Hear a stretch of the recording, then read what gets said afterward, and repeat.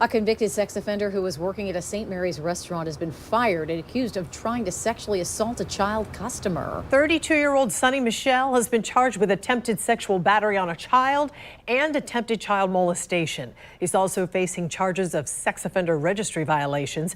News for Jax reporter Eric Avignon joining us live from outside the Compass Mexican Grill and Cantina. That's where, Eric, investigators say this assault happened. Yes, I learned Michelle had been working here as a waiter when police say he inappropriately touched a small child who walked into the restaurant with his father for lunch.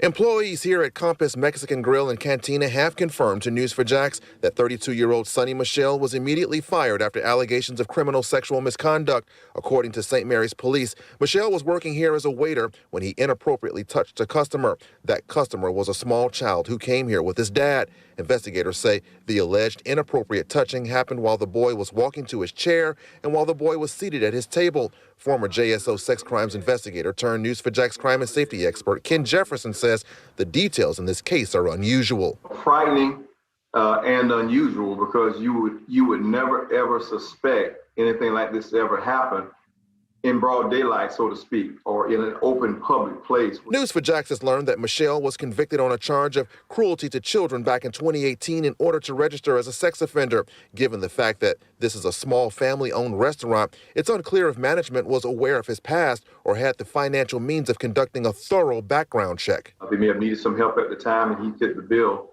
and they may have just hired him. When Michelle was questioned by police, he reportedly told them the child's father whispered in his ear, quote, "I know you are a pedophile," then dragged him into the kitchen and demanded he be fired. Police reviewed security video of Michelle standing next to the child, but could not tell where Michelle's arms were because of the angle of the camera. Police say when Michelle was asked about the little boy, he would give them short answers, then move the conversation to his altercation with the boy's dad.